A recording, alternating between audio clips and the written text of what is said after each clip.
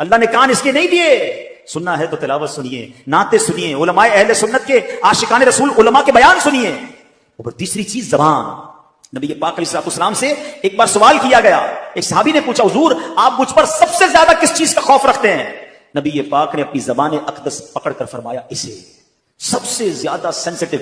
آپ کو پتا ہے جسم کے باقی اعضاء تو اوپن ہیں, زبان وہ ہے جس کے 32 پہرے دار ہیں, اور کسی باڈی پارٹ کے 32 پہرے دار نہیں ہیں. 32 دانتوں سے کنٹرول کیا گیا اس کو, مگر وہ 32 پہرے داروں کو توڑ کر بھی جب چلتی ہے نا تو پتہ نہیں کسی کا گھر توڑ دیتی ہے, کسی کا دل توڑ دیتی ہے, کسی سے جھگڑا کر دیتی ہے, کسی سے پارٹنرشپ ختم کر دیتی ہے, بیوی کو طلاق دے دیتی ہے. زبان کیا کچھ نہیں کر سکتی. خدا کی قسم یہ نعمت بھی کمال کی ہے. اگر اس نعمت کا صحیح استعمال کر لیا جائے تو بیٹھے بیٹھے نیکیوں کا انبار لگ سکتا ہے. سب مل کر کہیے سبحان اللہ, کہیے الحمدللہ, اللہ اکبر. کتنی دیر لگی؟ 30 سیکنڈ بھی نہیں لگے. بیٹھے بیٹھے کیا کما لیا پتا ہے آپ کو؟ اللہ کے نبی علیہ الصلوۃ والسلام کے سچے وعدے ہیں. جو ایک بار سبحان اللہ کہے جنت میں درخت لگا دیا جاتا ہے, ایک بار الحمدللہ کہے جنت میں درخت لگ گیا, ایک بار اللہ اکبر کہے جنت میں درخت لگ گیا. افضل الذکر کہا گیا لا الہ الا اللہ. میں بیٹھا رہوں لا الہ الا اللہ پڑھتا رہوں, بیٹھا رہوں سبحان اللہ پڑھتا رہوں, بیٹھا رہوں اللہ اکبر پڑھتا رہوں. نبی پاک فرماتے ہیں جنت کے خزانوں میں سے, جنت کی کیاریوں میں سے اگر کسی کو کچھ چننا ہے تو لا حول ولا قوت الا باللہ پڑھ لے. یہ جنت کے خزانوں میں سے خزانہ ہے. حدیث پاک کا مضمون ہے. کتنا آسان ہے, واقعی کمال کی نعمت ہے. لیکن پرابلم یہ ہے اس نعمت کا صحیح استعمال نہیں کر رہے. اس نعمت سے کوئی فائدہ اٹھانے کی بجائے گناہ کر رہے ہیں, گالیاں دے رہے ہیں, بے حیائی کی باتیں ہو رہی ہیں, غیبتیں ہو رہی ہیں, جھوٹ بول رہے ہیں. نہ کریں ایسا, مارے جائیں گے. یہ زبان گناہوں کے انبار لگا دیتی ہے. کسی کا دل توڑنے سے پہلے سوچو کہ تلوار کا زخم تو بھر جائے گا, زبان کا زخم نہیں بھرتا ہے. آپ زندگی میں کئی بار بول کر پچھتائے ہوں گے کہ یار کاش چپ رہ جاتا, کبھی خاموش رہ کر نہیں پچھتائے ہوں گے. ہاں بول کر یار کیا یار کیوں بول دیا, دشمنی ہو گئی, رشتہ ٹوٹ گیا, پارٹنرشپ ختم ہو گئی, غصے میں یار نکل گیا زبان سے, تو پہلے سوچتے نا. یہ جو دعوت اسلامی کے ماحول میں بڑا پیارا ایک نعرہ امیر علیہ سنت لگاتے ہیں. کیا نعرہ ہے؟ پہلے تولو بعد میں بولو. یہاں تو احساس ہی نہیں, ہم تو بولنے کے بعد تول رہے ہوتے ہیں. صحیح بولا غلط بولا, پہلے تولنا تھا نا. تو کاش یہ احتیاط نصیب ہو جائے. تو ان 3 چیزوں کو بچائیے گناہوں سے, آپ بہت سارے گناہوں سے بچ جائیں گے. ویسے اور بھی چیزیں ہیں, لیکن اگر آپ ان 3 چیزوں پر کنٹرول کرنے کا ذہن بنا دیا کہ آنکھ سے حرام نہیں دیکھوں گا, کان سے حرام نہیں سنوں گا, زبان سے حرام نہیں بولوں گا, ان تینوں کو اچھے کاموں میں استعمال کروں گا. قرآن کہہ رہا ہے اے ایمان والو اللہ سے ڈرو جیسا ڈرنے کا حق ہے. لیکن اب اگلا حصہ, اللہ اکبر ولا تموتن الا وانتم مسلمون. تمہیں اس حالت میں موت نہ آئے کہ تم مسلمان نہ ہو. مرنا ہے تو ایمان کے ساتھ مرنا ہے. یہ بڑا نازک مرحلہ ہے. لوگ کہیں گے جناب اس میں کیا بڑی بات ہے, میں ہوں ہی مسلمان, مروں گا تو مسلمان ہی مروں گا نا. اتنا آسان نہیں ہے. ہاں آؤ پہلے پیرانے پیر کا ذکر کرتے ہیں. غوث پاک تو ولیوں کے سردار ہیں نا, ان کے صدقے انشاءاللہ ہمارے ایمانوں کی حفاظت ہوگی. مگر سنو پیرانے پیر کا عالم کیا ہے, خوف خدا کا عالم کیا ہے. شیخ عبد القادر جیلانی کو ایک بار حرم کعبہ میں دیکھا گیا, کنکریوں پر سر رکھے ہیں اور رب العزت کی بارگاہ میں دعا کر رہے ہیں, اے رب کریم مجھے بخش دے, اگر میں سزا کا حقدار ہوں تو بروز قیامت مجھے اندھا اٹھانا کہ نیکوکار لوگوں کے سامنے شرمندہ نہ ہوں. خوف خدا اس کو کہتے ہیں. یا ایھا الذین آمنوا اتقوا اللہ حق تقاتہ, اللہ سے ڈرو جیسا ڈرنے کا حق ہے. ارے میں گناہگاروں کا سردار, مجھے شرم نہیں آتی اپنے اعمال پر. وہ ولیوں کے سردار ہیں, اللہ سے کہہ رہے ہیں یا اللہ اگر میرے گناہ زیادہ ہیں تو اندھا اٹھائیے, میں شرمندہ نہ ہو جاؤں. آئے ہائے, یہ ہوتے ہیں اللہ والے. آگے سنو غوث پاک, اگلی آیت ہے نا ولا تموتن الا وانتم مسلمون. اس آیت کا اگلا جز سنو. میرے پیرانے پیر کو کیسا خوف تھا. ایک بار عید کا دن ہے, غوث پاک کہہ رہے ہیں, لوگ کہہ رہے ہیں آج عید کا دن ہے, عید کا دن ہے. عبد القادر کے لیے عید کا دن وہ ہوگا جب اپنا ایمان سلامت لے کر دنیا سے جائے. ان کو اتنی فکر ہے ایمان پر موت کی کہ قبر میں ایمان سلامت لے کر جانا. کیا مجھے اور آپ کو یہ فکر ہے؟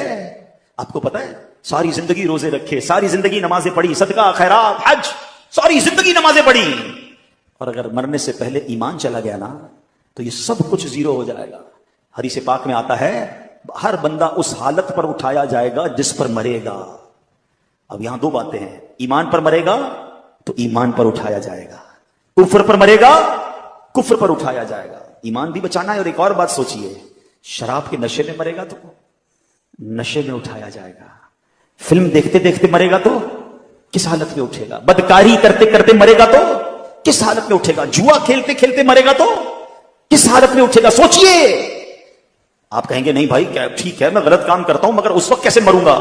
تو آپ میں سے کسی کے پاس اختیار ہے کہ آپ اپنی چوائس سے مر سکتے ہیں؟ تو ملک الموت آ گیا اور کوئی شراب پی رہے, نہیں بھائی ابھی نہیں آنا, تھوڑی دیر بعد میں ذرا نشہ اتار لوں. You have time, you have authority.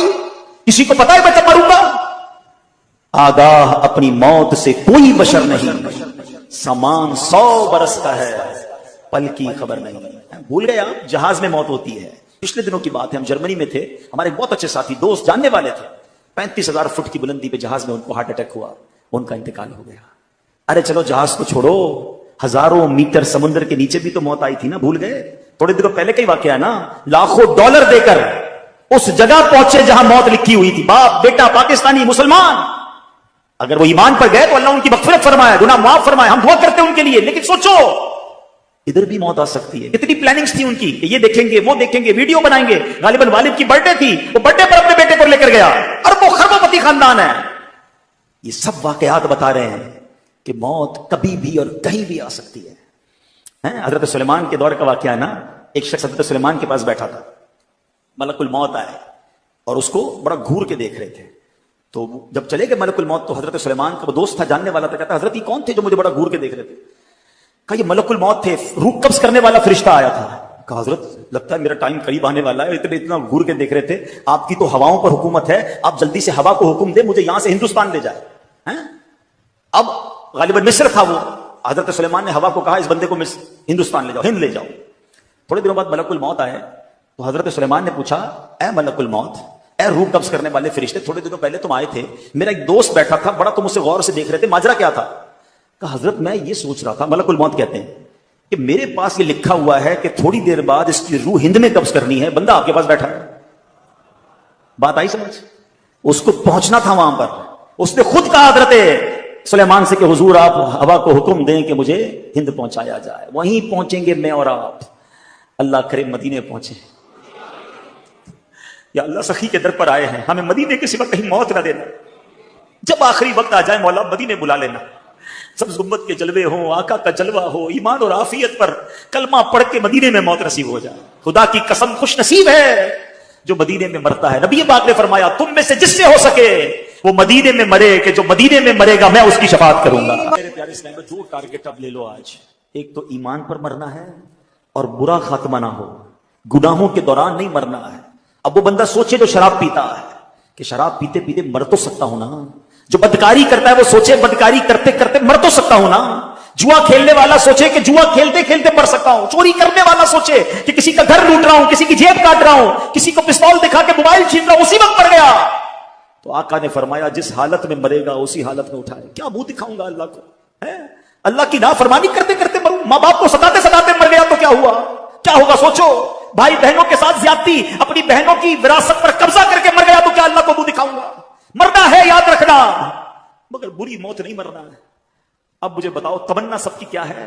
کہ نماز میں موت آ جائے، سجدے میں موت آ جائے، قرآن پڑھتے پڑھتے موت آ جائے، کلمہ پڑھتے پڑھتے موت آ جائے، مسجد میں موت آ جائے، ہے نا تمنا؟ اب میں آپ سے سوال کرتا ہوں، سچی اپنے دل سے سچا جواب دینا، بتاؤ کس کا چانس زیادہ ہے اچھی موت کا؟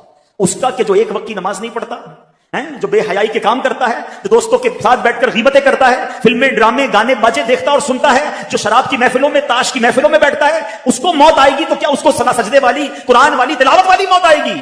یا سچ بتاؤ اس کا چانس زیادہ ہے جو 5 وقت با جماعت مسجد میں نماز پڑھتا ہے، روز تلاوت قرآن کرتا ہے، 313 بار کم از کم روزانہ درود پاک پڑھتا ہے، اپنے ماں باپ سے جب ملتا ہے ان کے ہاتھ چومتا ہے، مسلمانوں کو نیکی کی دعوت دیتا ہے، کبھی درس میں بیٹھتا ہے، کبھی اجتماع میں جاتا ہے، کبھی مدنی مذاکرے میں جاتا ہے، کبھی مدنی قافلے میں جاتا ہے۔ ارے موت تو سب کو آنی ہے۔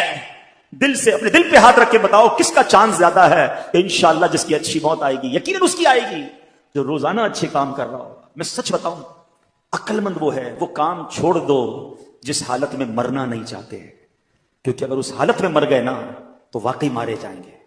اللہ مجھے اور آپ کو اچھے کاموں میں لگا دے، نیکی کے کاموں میں لگا دے، ہمارا جینا مرنا نیکی کے کام بن جائے، ہم کاروبار بھی کریں تو حلال کمائیں، روزگار پہ بھی جائیں اللہ کی رضا والے کام کریں، ادھر بھی دکان پر نماز کا ٹائم ہو تو نماز پڑھیں، بدنگاہی سے ادھر بھی بچیں، موقع ملے تو نیکی کی دعوت دیتے رہے، تاکہ کبھی بھی اگر ملک الموت آ جائیں، کبھی بھی مجھے موت آ جائے تو اچھا کام کرتے کرتے اللہ رسول کی باتیں کرتے کرتے دنیا سے جاؤں۔ کاش یہ بات ہمیں نصیب ہو جائے کہ میں سو جاؤں یا مصطفیٰ کہتے کہتے، میں سو جاؤں یا مصطفیٰ کہتے کہتے، اور پھر کھلے آنکھ صلی اللہ کہتے کہتے۔ تو ایک ٹارگٹ یہ لینا ہے کہ برے کام چھوڑ دیں جس حالت میں مرنا نہیں چاہتے، مرنا اچھی حالت میں ہے۔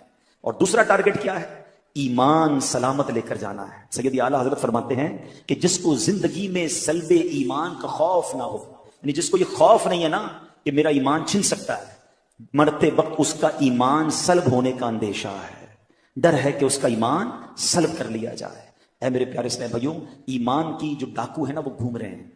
ہاں اس وقت بہت برا حال ہے، بڑی پلاننگ کے ساتھ میرے اور آپ کے ایمان کو چھیننے کے لیے شیطان نے پلان کیا ہوا ہے۔ شیطان بڑا مردود ہے، وہ تھوڑی چاہتا ہے میں اور آپ ایمان لے کر جائیں، وہ چاہتا ہے میں تو جاؤں گا جہنم میں، ان کو بھی ساتھ لے جاؤں۔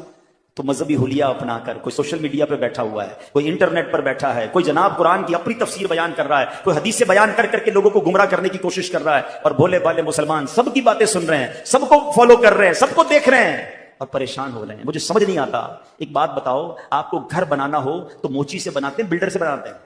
بلڈر سے بناتے ہیں، موچی کا کام نہیں ہے۔ چپل بنانے ہوتے تو موچی سے بناتے ہیں، دوائی لینی ہوتی ہے تو موچی سے نہیں لیتے، ڈاکٹر سے لیتے ہیں۔ جس کام کی ضرورت اس کے ایکسپرٹ کے پاس جاتے ہو نا۔ تو میرا دین اتنا مظلوم ہو گیا کہ جو سکھائے اس سے سیکھنا شروع کر دو گے۔ دین بھی سیکھنا ہے تو عاشقان رسول علماء سے سیکھنا ہے، اور دیکھنا ہے کہ ان کے دل میں صحابہ کی محبت ہے کہ نہیں، اولیاء کی محبت ہے کہ نہیں، اہل بیت کی محبت ہے کہ نہیں، رسول پاک کی محبت ہے کہ نہیں، اللہ سے محبت کرتا ہے کہ نہیں۔ ارے جو ان ہستیوں سے محبت نہیں کرتا اس کا میں نے کیا کرنا ہے؟ یہ سب چیزیں آپ نے سیکھنی ہوں گی۔ اے میرے پیارے اسلامی بھائیوں، یہ بڑا پرفتن دور ہے، دین کے نام پر ہمارے ایمان پر ڈکیتی ڈالی جا رہی ہے۔ اعلیٰ حضرت نے 100 سال پہلے سمجھا دیا تھا، سونا جنگل، رات اندھیری، چھائی بدری کالی ہے، سونے والوں جاگتے رہیو، چوروں کی رکھوالی ہے۔ ارے چور ہی رکھوال بن گئے ہیں، آنکھ سے کاجل صاف چرا لے، یا وہ چور بنا کے ہیں، تیری گچھڑی تاکی ہے اور تو نے نیند نکالی ہے۔ ہمیں اپنے آپ کی اپنے ایمان کو بچا کر اپنی ایمان کو سلامت لے کر قبر میں جانا ہے۔ تو ایک تو یہ بات کہ ہمیں علماء کرام سے مربوط رہنا ہے، عاشقان رسول علماء کرام سے۔ اور آج دعوت اسلامی کا ماحول آپ کے سامنے ہے، سبحان اللہ، صحابہ کی محبت بھی دیتا ہے، اولیاء کرام کی محبت بھی پلاتا ہے، اہل بیت سے بھی پیار کا درس ملتا ہے، عشق رسول کے جام بھی بھر بھر کے پلائے جاتے ہیں۔ کوالیفائڈ سرٹیفائڈ مفتیان کرام علماء کرام موجود ہیں، ماشاءاللہ مستند کتابیں لکھی جا رہی ہیں۔ جب اتنا کچھ دعوت اسلامی کے پاس موجود ہے تو کیوں نہ ہم اس سے وابستہ ہو کر اپنے ایمان کی حفاظت کریں۔ ایک اور اہم بات، آخری بات، باتیں تو بہت ساری ہیں مگر ٹائم کافی ہو گیا ہے۔ ایمان کی حفاظت کے لیے ذرا سنیے گا، آقا علیہ الصلوۃ والسلام فرماتے ہیں آدمی اپنے دوست کے دین پر ہوتا ہے، اسے یہ دیکھنا چاہیے کہ کس سے دوستی کر رہا ہے۔ اب غور کیجئے، ہم جوتا نہیں سلواتے جب تک پتہ نہ چلے موچی کیسا ہے، کپڑے نہیں سلواتے اس درزی سے جب تک پتہ نہ چلے یار درزی ٹھیک ہے، کپڑے صحیح سیتا ہے کہ نہیں، ڈاکٹر کے پاس جانے سے پہلے 4 بندوں سے پوچھتے ہیں یار ڈاکٹر ٹھیک ہے کہ نہیں، اور جو تھوڑی دیر بیٹھا اس کا دوست بنا لیا، بلکہ اب تو ڈیجیٹل دوست، friend request I accept, friend request I accept, حالانکہ بندہ دوست کے دین پر ہوتا ہے۔